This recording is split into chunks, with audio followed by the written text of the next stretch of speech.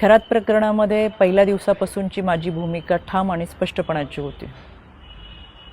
खरातच्या कोणत्याही आर्थिक व्यवहाराशी, जमिनीमधल्या पार्टनरशिपशी दुरान्वयी माझा संबंध नव्हता।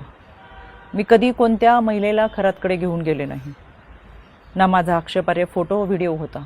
पण तरीसुद्धा गेले 1.5-2 महिने अतिशय अश्लील अश्लाघ्य भाषेमध्ये विधानं करत, कोणताही पुरावा नसताना माझ्यावर माझ्या कुटुंबियांवरती केलेले आरोप हे अतिशय वेदनादायक होते। आणि म्हणून आता ही माझी लढाई कायद्याच्या चौकटीतून आहे। इतरांप्रमाणे माझ्या कुटुंबियांनी खरातला गुरु मानलं होतं आणि म्हणून जो पाद्यपूजेचा व्हिडिओ होता तो अतिशय जुना व्हिडिओ होता। त्यावेळेस मी आयोगाचे अध्यक्षही नव्हते, पण तरीसुद्धा खरात प्रकरणाचा तपास हा पारदर्शकपणे व्हावा यासाठी मी राज्य महिला आयोगाच्या अध्यक्षपदाचा आणि प्रदेशाध्यक्षपदाच्या अशा दोन्ही पदांचा राजीनामा दिला।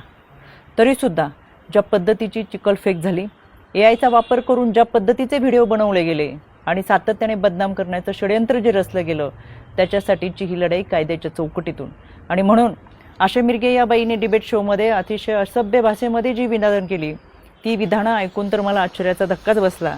आणि म्हणून मी 4 एप्रिलला पहिली नोटीस ही आशा मिरगेला पाठवली होती। कायद्यापासून पळ काढताना स्वतःचा बचाव करण्यासाठी या बाईने ही नोटीस स्वीकारली नाही, म्हणून पोस्ट ऑफिसच्या माध्यमातून 2दा ही नोटीस परत घरी पाठवली। एकूण 3 वेळा नोटीस पाठवली गेली, पण ही नोटीस या बाईने स्वीकारली नाही। अनक्लेम म्हणून ही नोटीस परत आली आणि म्हणून मला माझगाव कोर्टातून फौजदारी फिर्याद दाखल करावी लागली। माननीय न्यायालयाने याची दखल घेऊन आशा मिरगेला 2 जुलै 2026 रोजी सकाळी 11 वाजता कोर्टात हजर राहण्याची ऑर्डर काढलेली आहे।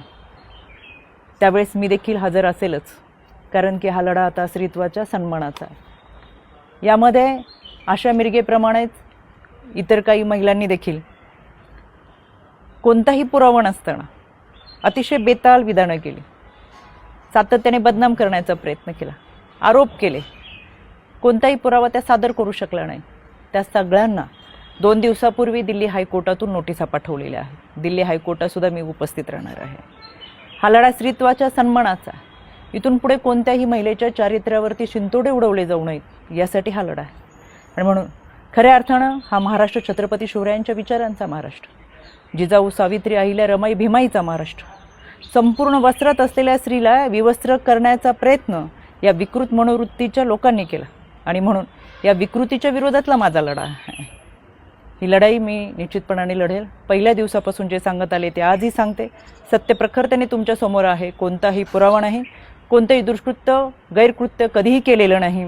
इतरांप्रमाणे आम्ही हे आध्यात्मिक गुरु खरातला मानलं होतं, याच्या पलीकडे आमची कोणतीही भूमिका नव्हती। आणि म्हणून हा लढा मी कायद्याच्या चौकटीतून लढते। 2 जुलै सकाळी 11 वाजता आशा मिरगे हाजीर हो, मी स्वतः माझगाव कोर्टात असेल।